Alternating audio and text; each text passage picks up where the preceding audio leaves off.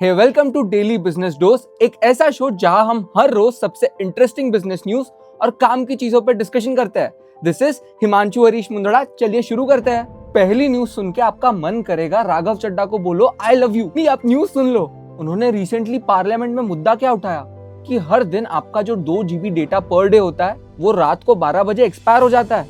But ऐसा क्यों? अगर आपने 2 GB पर डे के हिसाब से पैसे दिए एक मंथली प्लान ले करके, और अगर आपने 2 GB पूरा यूज नहीं किया तो बचा हुआ डेटा तो आगे कैरी फॉरवर्ड हो जाना चाहिए। और बस इसी चीज का उन्होंने मुद्दा उठाया और उन्होंने कहा कि ऐसा कोई मैकेनिज्म होना चाहिए कि अगर हमने पूरा डेटा यूज नहीं किया है तो उसका या तो हमें रिफंड या वो डेटा हम किसी और को बेच सके। अब समझ रहे हो, ऐसे वो कई सारे मुद्दे उठाते आ रहे जिसके बारे में हमने इस वीडियो में बात करी थी। फिर एक और मुद्दा उन्होंने उठाया कि कैसे फ्रूट जूसेस में फ्रूट की फोटो तो लगाई होती है लेकिन वो होता चीनी का पानी है। और बिल्कुल आज की बात है, 2 घंटे पहले मैंने देखा, उनका मुद्दा था कि मेट्रो सिटीज में ट्रैफिक कितना बढ़ता जा रहा है, इस वजह से हमारी कंट्री को प्रोडक्टिविटी का कितना लॉस हो रहा है। और भाई लोग बात करते हैं कि राघव चड्ढा तो बहुत पीआर करवाते हैं, पीआर किंग है। मैं बोलता हूँ भाई करने दो। अगर पॉलिटिकल इकोसिस्टम में ऐसी चीजों पे राजनीति होती है, इन मुद्दों पे बात होती है और उस चीज का लोग पीआर करवाते हैं, अगर जनता ऐसे लोगों को प्रेस करती है तो बाकी लोग भी मजबूर हो जाएंगे इन्हीं चीजों पे राजनीति करने के लिए, जो कि बहुत अच्छी बात है। अगली न्यूज है इन महाशय के बारे में, डोनाल्ड ट्रम्प। आप सोचो क्या एक ट्वीट से इनसाइडर ट्रेडिंग पॉसिबल है? अगर वो यूएस प्रेसिडेंट हो तो पॉसिबल तो है। डोनाल्ड ट्रम्प ने एक ट्वीट किया कि कैसे ये जो वॉर है वो डीएस्केलेट हो रहा है, और ऐसा ट्वीट करने से मार्केट ने रिएक्ट किया। ऑयल नीचे गया, स्टॉक मार्केट ऊपर गया। और ये ट्वीट के बिल्कुल 15 मिनट पहले किसी ने $580 मिलियन का ट्रेड मार लिया। और कुछ टाइम बाद ईरान ने चीजें क्लियर करी कि भाई हमने तो ऐसी कोई बात ही नहीं करी थी। तो जिसने ट्रेड मारा उसके मजे हो गए। सोचने वाली बात है कि पहले से ऐसे कैसे पता चल जाता है कि ट्रम्प भाई को ट्वीट करने वाले हैं। आपका इस चीज पे क्या ओपिनियन है? क्या ट्रम्प ने इनसाइडर ट्रेडिंग करी है? करी ही है। हालांकि ट्रम्प भाई क्रेजी आदमी है। रिसेंटली उन्होंने क्या क्लेम किया कि ईरान ने मुझे भी ऑफर किया है कि आप आके हमारे सुप्रीम लीडर बन जाओ। Ayatollah Trump. नहीं, ये सच में हुआ है। ये कई सारे मीडिया रिपोर्ट से पता चल रहा है और ट्रम्प ने भी ऐसा कहा है। उनका कहना था कि हम जो भी उनका सुप्रीम लीडर है उन्हें खत्म कर देंगे। तो वहां पर लिटरली लोग झगड़ रहे कि तुम सुप्रीम लीडर बन जाओ।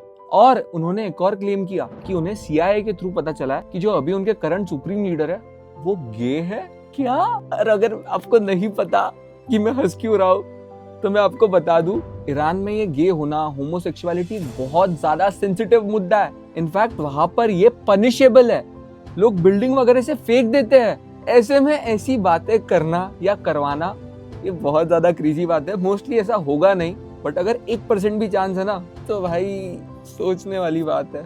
और मैं ऐसा बोल रहा हूँ होगा नहीं, क्यों? क्योंकि ट्रम्प को अच्छे से पता है कि मैं यूएस प्रेसिडेंट हूँ। मेरी कही हुई, लिखी हुई, इनडायरेक्टली कही हुई हर बात को लोग सुनेंगे।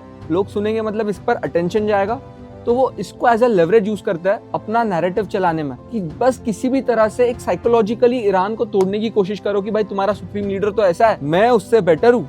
ये प्रोजेक्ट करता है। अगली न्यूज की तरफ बढ़ते हैं। ईरान की ही बात है। वहां पर इंटरनेट पे सर्चेस बढ़ रहे हैं ब्लैक रेन के बारे में। ब्लैक रेन का क्या मतलब है? कि लिटरली काली बारिश हो रही है। क्यों? क्योंकि वहां पर इतनी ज्यादा मिसाइल्स गिरी है कि एटमॉस्फेयर में क्लाउड्स जो बन रहे हैं वही बहुत ज्यादा पॉइजनस और एसिडिक बन रहा है। ये ब्लैक रेन पहले भी देखी गई थी और ये बहुत ज्यादा कंसर्निंग है। साइंटिस्ट और रिसर्चर्स क्लियरली कह रहे हैं कि ऐसे ब्लैक रेन के एक्सपोजर से लॉन्ग टर्म में कैंसर के रिस्क बहुत ज्यादा ही बढ़ जाता है। तो भाई ये होता है वॉर से, और इन चीजों को देख करके लगता है कि वॉर अभी और चलेगा।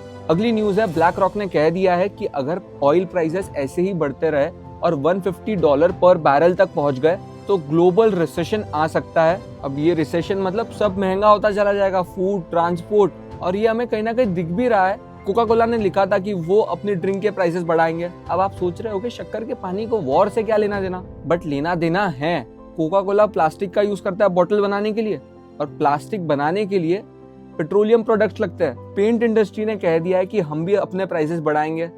फुटवेयर इंडस्ट्री ने कह दिया कि हम भी अपने प्राइसेस 10 से 40% तक बढ़ाएंगे। और भाई हद तो तब हो गई जब ये फोटो देखो आप, यहाँ पर रेस्टोरेंट गैस सरचार्ज लगा रहे हैं। क्यों? क्योंकि उन्हें एलपीजी गैस नहीं मिल रही है। और अगली न्यूज यही है कि अगर 3 महीने तक ऐसी ही सिचुएशंस रही तो एलपीजी की सप्लाई बंद हो सकती है। गवर्नमेंट ने क्लियरली ऑर्डर कर दिया है कि अगर आप पीएनजी पे स्विच कर सकते हो तो स्विच कर लो। और पीएनजी और एलपीजी की शॉर्टेज फील हो भी रही है। स्विगी जोमैटो ने अपनी प्लेटफॉर्म फीस बढ़ा दी है। इनफैक्ट मेरा भाई पीजी में रहता है, उसके मेन्यू को कट डाउन कर दिया है और वो चीजें ज्यादा प्रेफर करी जा रही जिसमें गैस का कम यूज होता है। Induction sales all time high पे है, तो ऐसे में रेस्टोरेंट तो ऐसे सरचार्ज लगाएगी। हालांकि गवर्नमेंट ने क्लियरली कह दिया कि ऐसा सरचार्ज लगाना अलाउड नहीं है, अगर आपको ऐसा कुछ मत लगाओ, लेकिन आप अपने प्राइसेस बढ़ा लो। बट मेरे हिसाब से ये लगाना बेटर है, क्योंकि अगर एक बार चीज़ों के प्राइसेस रेस्टोरेंट ने बढ़ा दिए तो वो कम नहीं करने वाले।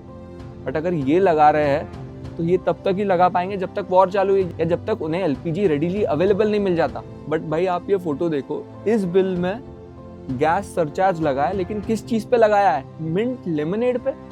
भाई नींबू पानी बनाने के लिए भी अभी गैस कब से लगने लगा? ये चीज़ इंटरनेट पे वायरल है, लोग इस पे कितना मजाक बना रहे हैं। मुझे आप बताओ यार, आपके एरिया में गैस की शॉर्टेज है, आपको गैस की वजह से कोई तकलीफ हो रही है, पेट्रोल की वजह से कोई तकलीफ हो रही है? क्योंकि मैं जहाँ रहता हूँ वहाँ पे पेट्रोल की क्राइसिस तो है, और लोग भी अजीब है भाई। लोग बड़े बड़े कंटेनर्स में पेट्रोल भर रहे हैं, और नायरा के पेट्रोल पंप्स ने तो अपना पेट्रोल का प्राइस बढ़ा दिया, 5 रुपए पर लीटर से बढ़ाया। तो बेटर है भाई नायरा से मत खरीदो। अगली न्यूज बहुत इंटरेस्टिंग है उनके लिए जो ड्रीम 11 पे खेलते थे। आप फिर से खेल सकते हो, नहीं सट्टा नहीं, लेकिन स्टॉक मार्केट में पैसे लगा सकते हो। क्यों? क्योंकि जब से गवर्नमेंट ने रियल मनी गेमिंग पर रूल लाया है कि उन्हें बैन किया है, तो ड्रीम 11 ने अभी खुद को पिवट किया है। वो उनके ऐप में स्टॉक ब्रोकरेज डाल रहा है, मतलब वो जीरोधा और ग्रो से कम्पीट करने वाले हैं, क्योंकि स्टॉक मार्केट में मेजोरिटी लोग सट्टा खेलने आते हैं एफएनओ में। तो अगर ये भी अपनी ऑडियंस को वहां बेच पाए तो इनका भी बिजनेस बन सकता है। हालांकि ये टियर 2 और टियर 3 ऑडियंस को अट्रैक्ट करेगा, बट इससे ऑलरेडी एग्जिस्टिंग प्लेयर्स पे अगर कोई डैमेज पड़ता है क्या, वो देखने वाली बात होगी। मुझे तो बड़ा स्मार्ट मूव लगा कि अगर लोग आपके ऐप को जानते हैं, लोग आपके ऐप में फेमिलियर है पैसा लगाने में, तो यहाँ पे पिवट कर लेते हैं। अगली न्यूज है, सीएसके की वैल्यूएशन $3.4 बिलियन निकल करके आई है, और ये जो वैल्यूएशन है वो आरसीबी और राजस्थान रॉयल्स की कंबाइंड वैल्यूएशन के बराबर है। क्या बात है।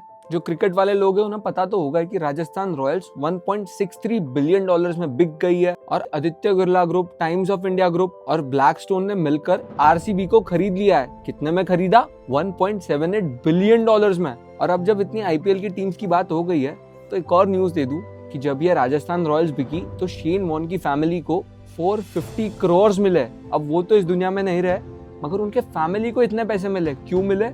क्योंकि इन्होंने स्टार्ट में एक डील कर ली थी कि मुझे राजस्थान रॉयल्स में इक्विटी चाहिए। उनके पास 3% इक्विटी थी, जिस वजह से उनकी फैमिली को इतने पैसे मिले। ये न्यूज सुन के मुझे बहुत ज्यादा अच्छा लगा। अगली न्यूज से पहले आप मुझे सवाल का जवाब दो, क्या इंस्टाग्राम एडिक्शन एक क्राइम है? क्या इस क्राइम की वजह से अब सोशल मीडिया कंपनीज को आपको पैसे देने चाहिए? बिल्कुल ऐसा ही हुआ। ये केस निकल करके आया जहाँ पे मेटा और यूट्यूब को मिला करके $6 मिलियन का फाइन देना पड़ा, क्योंकि उन प्लेटफॉर्म्स की वजह से एक बच्ची बहुत ही कम एज से 8 साल की उम्र से ही उन प्लेटफॉर्म से एडिक्ट हो गई। बट ये क्या बात हुई भाई? एडिक्ट हो गई इसलिए प्लेटफॉर्म से पैसे मांगोगे? ये तो ऐसी बात है कि आप रोज डोमिनोज का पिज्जा खाओ और डोमिनोज पे केस कर दो कि भाई तेरे पिज्जा की वजह से मैं मोटा हुआ हूँ। जब इतना नॉलेज है कि मैं केस करके पैसे ले सकती हूँ, तो इतना तो नॉलेज होगा ही कि ये प्लेटफॉर्म्स एडिक्टिव है, या एटलीस्ट उस एज में तो पेरेंटल रिस्पॉन्सिबिलिटी है ये बोलने की कि ये प्लेटफॉर्म्स एडिक्टिव है। बट रूलिंग ये आई है कि इन प्लेटफॉर्म्स के फीचर्स ये ऐसे जैसे ऑटो प्ले, इन्फिनिट स्क्रोलिंग, जिस वजह से बच्चे एडिक्ट होने ही वाले हैं। ठीक है, बिग टेक कंपनीज ने तो इस चीज़ को क्रिटिसाइज किया है, और मैं भी करूँगा भाई। कुछ खुद को भी रिस्पॉन्सिबिलिटी लेनी पड़ती है। अगर एडिक्टेड आप फील कर रहे हो तो आप खुद मत यूज़ करो, या अगर आपकी एज कम है तो ये पेरेंट्स की रिस्पॉन्सिबिलिटी है कि आप अपने बच्चे को मोबाइल रिस्ट्रिक्ट करो। बट आप ऐसे कंपनीज पे ठोपने लग गए तो फिर तो खत्म है भाई कंपनीज। और आज की फाइनल न्यूज भी मेटा की। मार्क भाई क्रेजी हो गए। क्या प्लान है उनका? 16,000 लोगों को जॉब से निकालने का प्लान है, उसके जगह पर एआई सिस्टम्स को डालने का प्लान है, और वो 16,000 लोगों को निकाल करके कि जो पैसे बचेंगे वो वही पैसे एआई के इंफ्रास्ट्रक्चर पे स्पेंड करने वाले हैं। क्योंकि उन्होंने अनाउंस किया है कि वो इस साल $135 बिलियन एआई पे स्पेंड करेंगे। ये कैपिटल एक्सपेंडिचर होगा, और इससे हमें क्लैरिटी मिल जाती है कि दुनिया किस तरफ जा रही है। जितनी भी अपॉर्चुनिटीज होंगी इन टेक सीईओज के लिए कि भाई इंसान हटा करके मशीन लगा सकता हूँ, वो लगाने ही वाले हैं। एज एन एम्प्लॉय या एज अ स्टूडेंट, ये आपकी रिस्पॉन्सिबिलिटी है कि आप इन चीज़ों को अडॉप्ट करो, कुछ ना कुछ अपना बिल्ड करो, एआई के बारे में सीखो, कि अपने आप में ऐसी स्किल कोई बिल्ड कर लो जो एआई प्रूफ हो। ये थी आज की बिजनेस न्यूज़। कमेंट करके बताओ कैसी लगी। यहाँ तक देख रहे हो और लाइक नहीं किया तो भाई क्या ही बोलूँ मैं तुमको। लाइक करो, कमेंट करो, लाइक करने के बाद एक हाइप का बटन आ रहा है वो भी दबा दो। यहाँ तक देख रहे हो ना यार, thank you so much. Subscribe कर देना, सबको शेयर कर देना। कल फिर मिलते हैं बिजनेस न्यूज के साथ।